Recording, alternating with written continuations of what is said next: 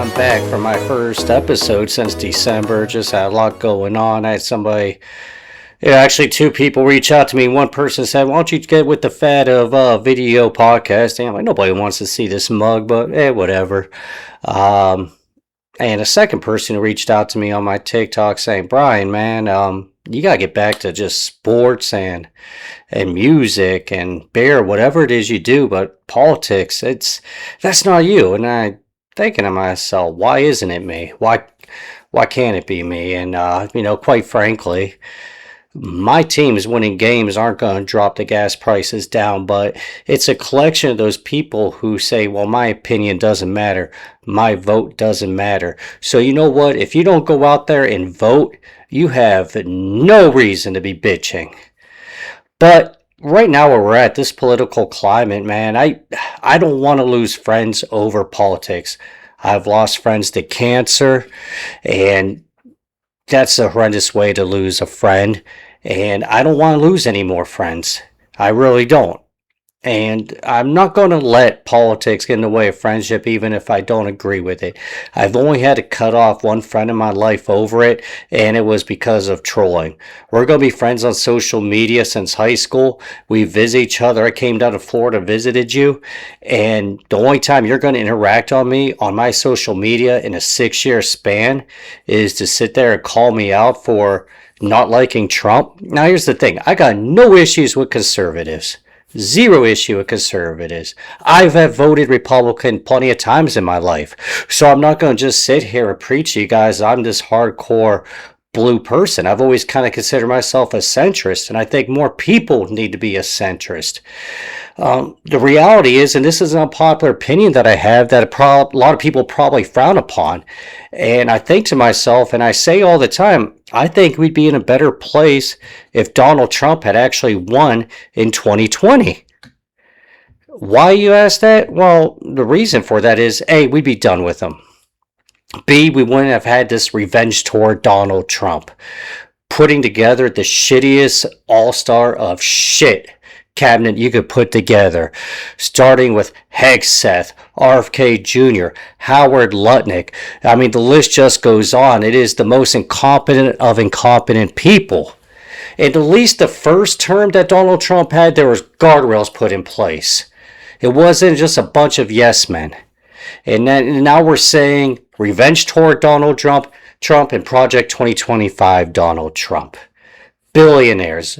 I mean, who'd he take over to China for that visit with, however you pronounce his name? He took a bunch of billionaires. He had nobody representing the American working class. So for all these people in these industrial type states, all these farmers, all these people down in the Midwest, I live in Ohio, how the fuck have we become such a red goddamn state? This guy wants nothing to do for the working class people, but people are too fucking stupid to see it because they want to own the goddamn fucking libs. What the fuck is wrong with us? And I tell people all the time who live in the state of Ohio with me, you better fucking vote Amy Acton.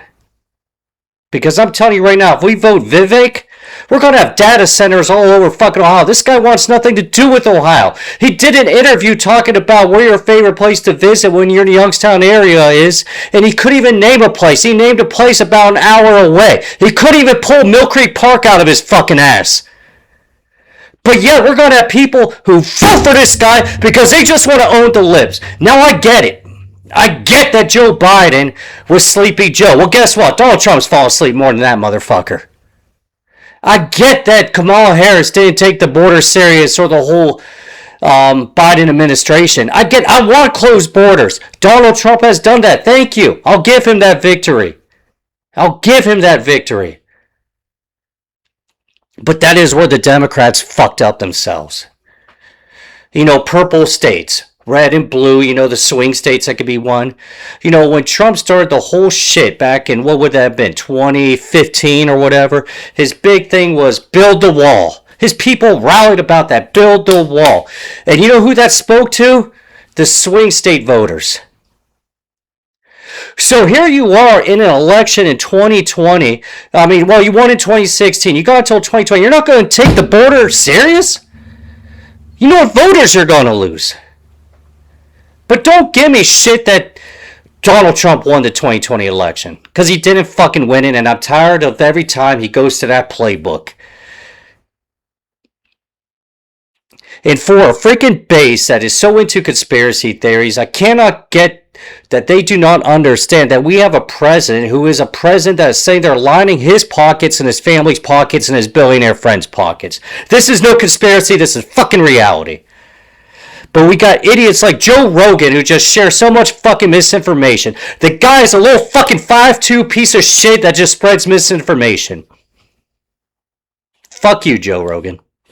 May I get that you're going to have 100 million times more listeners than me. I'll be lucky if I have one. But oh well, I said what I said. Okay, so that is my rant on politics. I don't want it to sit there and divide us. I'm tired of the division in this country. I'm tired of people. If I play Kid Rock in my car all of a sudden, I'm a freaking MAGA. If somebody's now listening to Bruce Springsteen, they're a liberal. So now we got to pick between what artists we listen to and go around. I don't want to live my life like that. I used to care when I didn't give a shit, or we didn't know whose people's political opinions were. I used to like when I knew who the FBI director wasn't, or who he was. I did not know who he was. Instead of sitting there having him crack open beers with USA hockey team.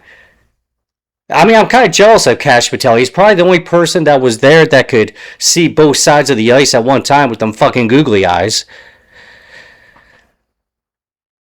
But we shouldn't have to sit here and have testimony with congressional hearings with our FBI director over him being drunk. This guy's a liability for our country, and this is what I'm talking about. Revenge toward Trump with an incompetent cabinet. So, yeah, when you tell me why you get so involved with politics, because guess what? I'm working class, and I do not see an administration doing anything for me. You know, the NFL had their draft a couple weeks ago when one of the things that amazes me is, like, my friends will get with me and say, hey, you want to go watch it? I think the NFL draft is the boringest fucking thing ever. It was only about an hour, 10 minutes from my house. I had some friends reach out and ask me if I want to go, and that'd be the last. But I'm sitting there watching the draft. I can't believe people paint their face to go to NFL games or dress up in these costumes like they're fucking a pro wrestler. But then you got the people doing this shit for the NFL draft. I don't know. One thing, though, about going on, we're talking football. The NFL finds a way to dominate the headlines almost every month of the offseason, be it the schedule release that they just did in the month of May. The month of April, you got the draft. You got free agency some months. You got training camp going on, mini camps going on. The NFL always finds a way to dominate the headlines, at least for a week during the offseason. But here we are. Right now, we got the UFL going on. Spring football. And I watch these games, and the attendance, for the most part, sucks. There are some cities that do good. And guess what cities are? Cities that have nothing to do with NFL teams except for D.C. D.C., man, they got some pretty lit fans. But, man, get out of Texas. Just because Texas loves high school football doesn't mean they love Bush League, Spring League, minor league football. I'm telling you right now, you'd probably be better off putting a team in freaking Montana. Something that the folks of Billings, Montana would take pride in. Maybe put a team in South Dakota. Somewhere where there's really not much else to do and they can call them their identity. Just a thought. But the one thing that the UFL has done this year, which I really like, and you won't see this in the NFL, and I don't want to see it in the NFL, but I do like it for experimental spring football, is once you cross midfield, you cannot punt. You got to go for it on fourth down. Even if you take a sack and you go back to the other side of 50, guess what? You're going for it on fourth down. I like that. The one thing I do not like, though, is the 4-point field goal for a 60-yard or further field goal. So why are we rewarding for not really moving the football? By realistic, rational thought, shouldn't closer field goals be worth more points to reward the movement of the football? Just a thought. It's people like to sit there and say, because right now, you got football kind of dominating headlines with this draft, but baseball is in a very good place right now. They got star power in big cities, and they got small markets playing well. The Guardians in first place in the AL Central. You got the Pirates playing really good football, maybe, or good baseball. Maybe the most exciting young team with the best arm. Personally, if I was them and with the pitching rotation they have, I think they could afford to give up Paul Skeens, go rob a team blind, get a big right-hand bat, bolster your bullpen, and just take a team's top prospects and really set yourself up for the future. And so this isn't just a short run here, because I think the Pirates are possibly onto something. I just can't imagine they're not going to be able to re-sign Paul Skeens. He doesn't want to be a Pirate. So the quicker out you do it with more time for him on that rookie contract, I don't know how all this works. Baseball's weird like that with arbitration, but the better the haul you're going to get for him. And I go get a stud that plays every day for you instead of everybody who's pitching once every 5 games. I don't know. That's just my thoughts. But the World Baseball Classic, it was most successful I think it's ever been. Really successful this year. And personally, I don't know if it was because it came off the heels of the Winter Olympics. The Winter Olympics were pretty popular this year, with the hockey team winning the gold medal. As I mentioned earlier, it was kind of maybe ruined a little bit by Kash Patel's celebration. You had people saying, "No, I wish they had lost." I would never say that. I thought, the women's and men's gold medal games their runs were very exciting. One thing about Winter Olympics, though, is, man, like, back when I was a kid watching the Winter Olympics, everybody knew who the U.S. figure skaters were. I couldn't even tell you what figure skater was. There was no Tonya Harding star power, should I say, controversy. And I don't give a shit what anybody says. What made Tonya Harding such a nice media draw is, let's be real, she was the perfect blend, and I don't know if you'll ever see this perfect blend of somebody again, of trailer trash and athletic ability, which kind of made her sexy, and standing behind a person in line for their cigarettes when you're 3 beers deep and you're at Circle K. I don't know, but I thought she was kind of the perfect blend of white trash and athlete. But the Winter Olympics, I like the Winter Games more than the Summer Games. I do.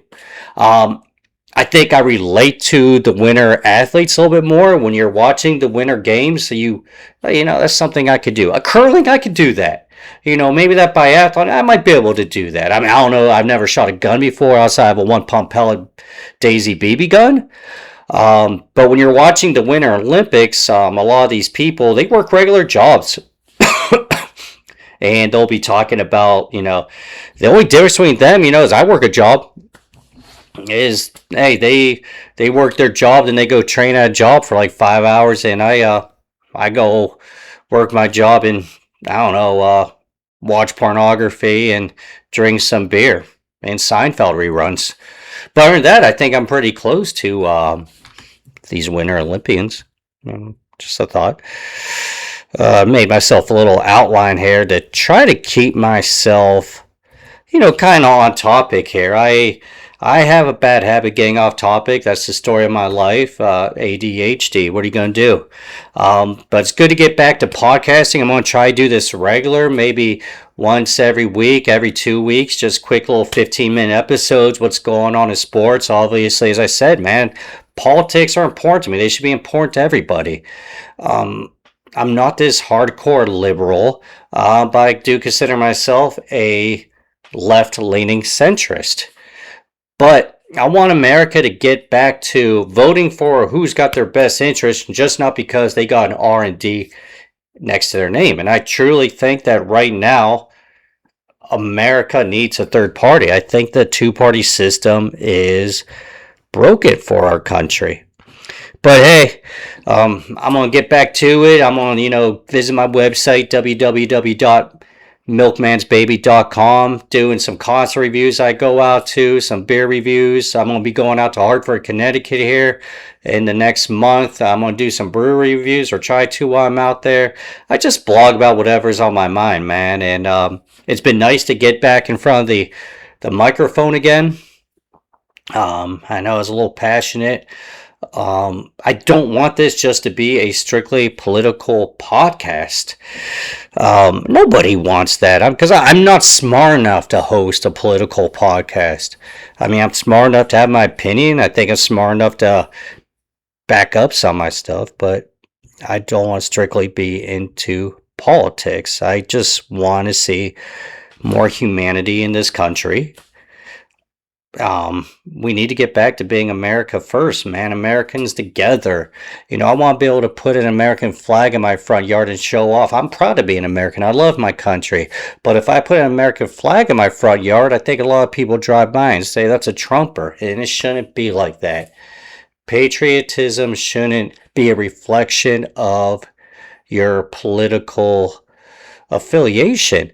And that's where things go wrong with Donald Trump. Like, just because I don't support him, I'm not patriotic. Like, get the fuck out of here, dude. So, hey, the weather is going to start turning into pretty nice around here. You're going to start seeing those 55-year-olds with their Ed Hardy jeans and frosted tips driving their fucking cuck shots or slingshots. I don't know what's worse, the slingshots or the lifted truck with the nutsacks hanging off. I don't know. Unless it is worse if that lifted truck with the nutsack on the back has one or two stickers, a "Let's Go Brandon," which I finally saw one for the first time in about 3 years, or a "We the People" sticker, because you know what "We the People" truly means. When somebody has a "We the People" sticker, they don't mean like "We the People." They mean the "We the People" like myself, white and white privileged. Another thing I see when the weather starts getting nice is, what's the deal with these people with the Too Fast, Too Furious cars? And I know it's a fucking Chevy Cobalt. Anybody can see it's a Chevy Cobalt, but they like chisel off the Chevy logo like we don't know it's a fucking Chevy.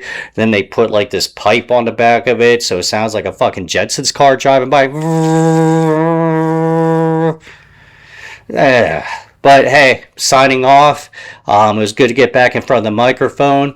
I'll be dropping a new episode possibly next week or the week after, but I'm going to try at least drop 2 to 4 episodes a month. As I said, I'll try not to be so political. Talk some sports more. NBA playoffs tonight. Go Cavaliers. My Guardians are in first place, but till next time, check me out on the internet, www.milkmansbaby.com, and on top right hand corner of my website, you can get all the links to all my social media. Follow me on TikTok, YouTube, or whatever. I post juggling videos and whatnot. So until then, thanks for tuning in.